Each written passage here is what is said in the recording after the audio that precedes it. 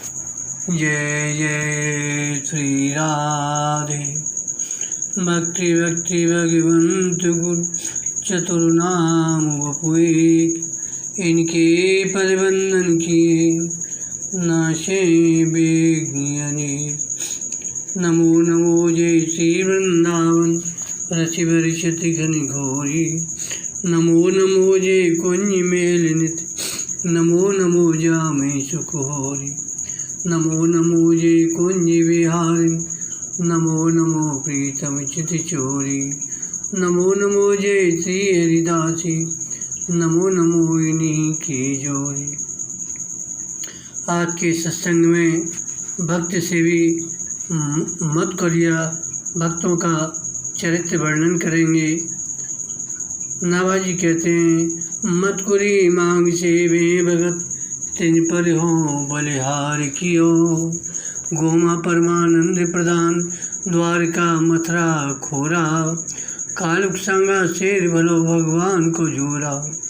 बीठल तोड़े खेम पंडा गोरे गाजे।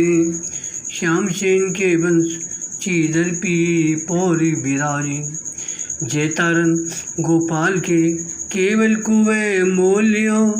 मध्कुरी मांग सेवे भगत, तिन पर हो बलिहारी कियो। गोस्वामी श्री नाभाजी कहते हैं कि चुटकी मांगकर भगवत भक्तों की सेवा करने वाले संतों पर मैं अपना तन मन धन न्यौछावर करता हूँ। श्री द्वारका निवासी गोमानंद जी, मथुरा एवं खोरा के रहने वाले प्रधान भक्त श्री परमानंद जी, कालुस और सांगानेर में विराजने वाले दोनों भगवान नामक भक्त तोंडे के श्री बीठल जी, गोनेरा ग्राम के श्री खेम जी, जयतारन वासी श्री गोपाल जी, पीपार ग्राम के श्री चीदर जी, सेन वंश में उत्पन्न श्री श्याम जी और श्री केवलदास जी जो कुबा नाम से प्रसिद्ध हैं, इन भक्तों ने हमें खरीद लिया है। हम इनके कृतदास हैं। मध्कुरी के संबंध में श्री दत्तात्रेय जी कहते हैं, हे राजन, विरक्त साधु को चाहिए गृहस्थों को किसी प्रकार का कष्ट न देकर भौरे की तरह अपना जीवन निर्वाह करे। यह अपने शरीर के लिए या संत सेवा के लिए आवश्यकता अनुसार रोटी के टुकड़े या आटा चावल आदि की चुटकी कई घरों से मांग ले। जिस प्रकार भौरा विभिन्न पुष्पों से चाहे वे छोटे हों या बड़े उनका सार संग्रह करता है, वैसे ही बुद्धिमान विरक्त को चाहिए वे छोटे बड़े सभी शास्त्रों से उनका सार निचोड़ लें। छोटे बड़े अमीर गरीब सबके यहाँ से चुटकी मात्र ग्रहण करें। उसी प्रकार जिब्या के लोभ से एक ही गृहस्थ का अन्न खाने से उसके सांसारिक मोह में फंसकर विरक्त साधु भी नष्ट हो जाता है। साधु सेवा अतिथि सेवा के लिए ही संग्रह करे, केवल अपने लिए सायंकाल अथवा दूसरे दिन के लिए संग्रह न करे। जो लोग संग्रह करके अतिथि संत सेवा नहीं करते, वे मधुमक्खी की तरह संग्रह के साथ अपना जीवन ही नष्ट कर देते हैं। मध्कुरी वृत्ति इसलिए श्रेष्ठ है कि देने वाले को कष्ट नहीं होता, अतः वह अन्न निर्दोष रहता है। इसलिए भक्तजन मध्कुरी मांगते हैं। मांगने में अहंकार का नाश होता है। भगवान वामन भी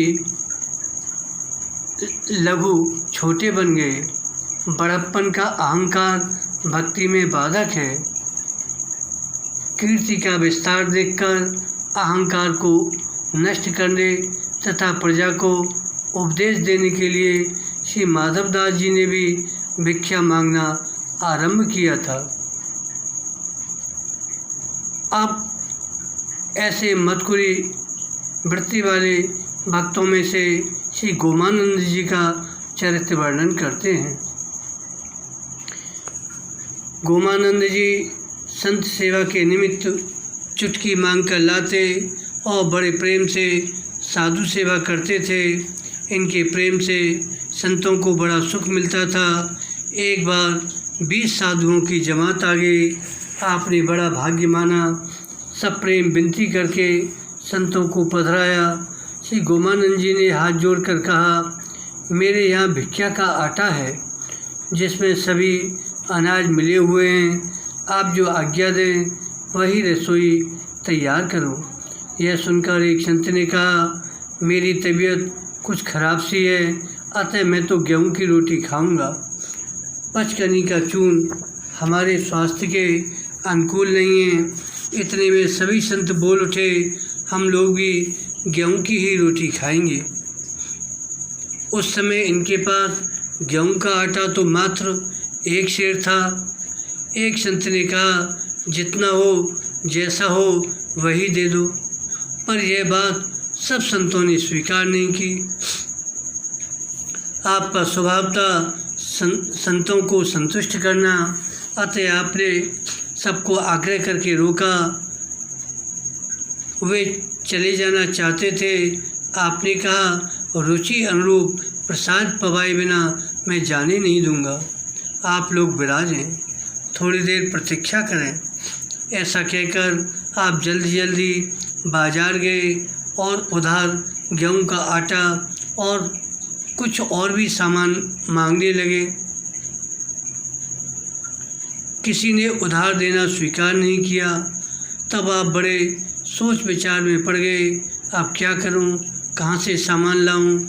भक्ति चिंता से चिंतित होकर श्री राम जी ने गोमानंद जी का रूप धारण किया और एक गेहूं की पोट लेकर इनके घर पर आ गए।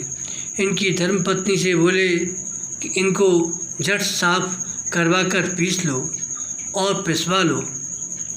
प्रेम से रोटी बनाकर संतों को प्रसाद पवाओ, मैं संतों के पास हूँ। इनकी पत्नी ने शीघ्रता से आटा तैयार करके रोटियां बनाना आरंभ किया। बाजार में इधर उधर टक्कर खाकर निराश श्री गोमानंद जी घर आए।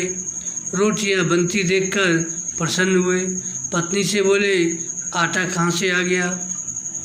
पत्नी ने उत्तर दिया, आप ही तो गेहूँ लाकर दे गए थे और पीसकर रोटी बनाने को कह गए थे, इतनी जल्दी कैसे भूल गए? पत्नी की बात सुनकर आप समझ गए कि आज स्वयं भगवान ने कृपा की है और मेरी रुचि के अनुसार संत सेवा में सहयोग दिया है। भक्त दंपति का संत सेवा में और अधिक अनुराग बढ़ गया। अब श्री परमानंद जी का चरित्र वर्णन करते हैं। परमानंद जी मत्कुर वृत्ति से अन्न मांग कर लाते, बड़े प्रेम से संत सेवा करते। संतों में आपका विलक्षण भाव था जिसका वर्णन नहीं हो सकता। बार बार आप कथा कीर्तन आदि से संबंधित उत्सव करते ही रहते थे, किंतु पर्याप्त धन न रहने के कारण आपके मनोरथ पूरे नहीं होते। एक बार आप इस अर्थ अभाव के लिए श्री ठाकुर जी को ही उलाहना देने लगे। भक्तिवांशा कल्पतरु भगवान, आप अकिंचनों के स्वामी हैं, अकिंचनी आपको प्यारे लगते हैं। भिखारियों के पास धन नहीं है तो उनके स्वामी के पास धन कहाँ से आएगा? और भिखारियों के राजा के पास धन नहीं है तो फिर भिखारियों के पास धन कहाँ से आएगा? इस तरह से आप उलाहना देने लगे। अपने भक्त की ऐसी बातें सुनकर भगवान 200 सोने की मोहरों को लेकर श्री परमानंद जी के घर आए और उन्हें मोहरें देने लगे। तब परमानंद जी ने कहा, प्रभु आप यहाँ इन मोहरों को क्यों लाए? भगवान ने कहा, तुम बड़े चतुर मालूम पड़ते हो। जब मैं कुछ नहीं देता हूँ तो तुम उलाहना देते हो, जब देता हूँ तो लेते नहीं हो। आपने कहा, प्रभु मैंने जो कुछ कहा वह विनोद में कहा। ऐसे कहते कहते परमानंद जी के आंखों में आंसू भर आए। वे प्रभु चरणों में लिपट गए। भगवान भी भक्त भाव में विभोर हो गए। बोले, तुम्हारे मन में उत्सव करने की तथा संत सेवा की जैसी अभिलाषा है उसको इस धन से पूर्ण कर लो तथा जो चाहो सो और भी मांग लो, परंतु अब उलाहना मत देना। मैं तो तुम्हें धन इसलिए नहीं देता था कि बिना धन के भी तुम अपना सर्वस्व संत सेवा में अर्पण करके मुझे संतुष्ट करते हो, स्वयं भी प्रसन्नता का अनुभव करते हो। निष्कंचन की और धनी मानी की सेवा में अंतर है, इसे तुम अच्छी तरह से जानते हो।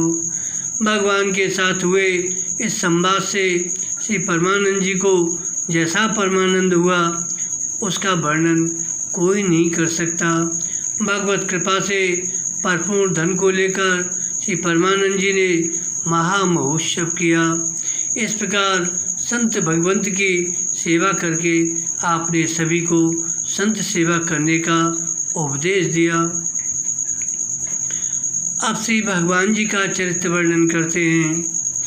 आपका निवास कालक ग्राम में था। आपको मदकुरी मांगकर संत सेवा करने का बड़ा भारी अभ्यास था तथा भगवत भक्तों में बड़ा भारी अनुराग था। दिन भर भिक्षा से जो कुछ प्राप्त होता उस सर्वस्व से आप अतिथि अभ्यागत संतों की सेवा करते। एक बार ऐसा अकाल पड़ा कि भिक्षा मिलना बंद हो गया और संतों की भीड़ बढ़ गई। अब यथोचित स्वागत सत्कार न कर पाने से आपका मन खिन्न हो गया। आपने अपने मन में निश्चय किया, अब इस स्थान को छोड़कर अन्यत्र कहीं चला जाऊंगा। उसी दिन आपको आकाशवाणी सुनाई पड़ी, तुम इस स्थान को छोड़कर कहीं मत जाओ, मैं तुम्हारे लिए धन देता हूँ, तुम उसके द्वारा संत सेवा करो। आपने कहा, मुझे इस प्रकार के धन से संत सेवा नहीं करनी है।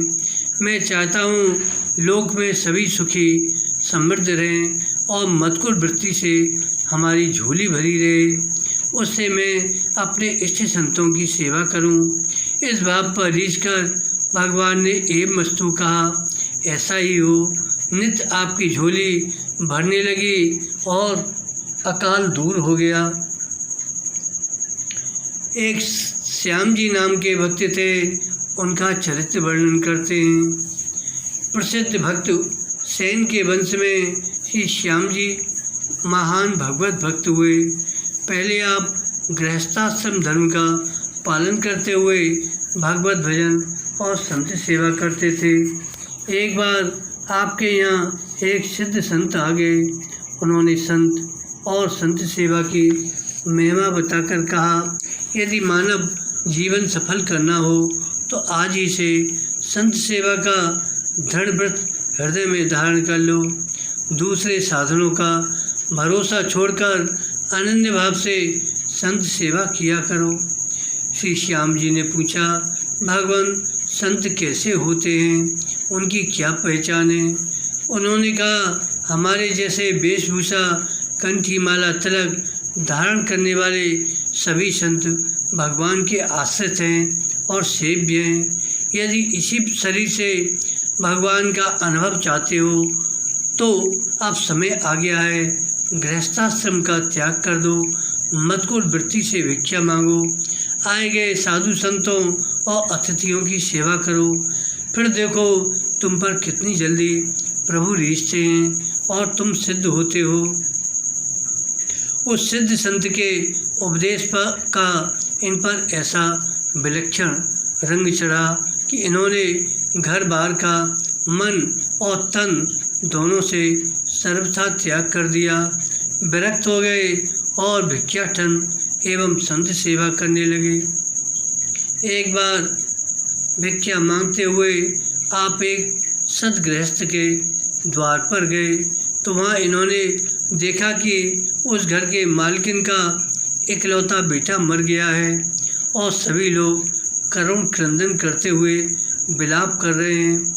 लोगों का आर्तनाद सुनकर आपका हृदय द्रवित हो गया। दया भाव में भरकर श्री राम नाम का संकीर्तन करते हुए आपने जाकर बालक के शरीर का स्पर्श किया तो उसी क्षण वह जीवित हो गया। आपने कहा, तुम लोग व्यर्थ रुदन करते हो, नाम कीर्तन करो, पुत्र जीवित हो गया। श्री श्याम जी के इस चमत्कार को देखकर सभी लोग उनके श्री चरणों में लिपट गए। तभी से उनका एवं अन्य संतों का सभी लोग विशेष सम्मान करने लगे एवं भगवत भक्त हो गए। आपने कहा, इसमें मेरी कोई विशेषता नहीं है, ये तो संत सेवा का प्रभाव है। कोई भी श्रद्धा से संत सेवा करके इस प्रकार की शक्ति प्राप्त कर सकता है। श्री श्याम जी के इन उपदेशों से बहुत से लोग संत भगवंत की आराधना में तल्लीन हो गए।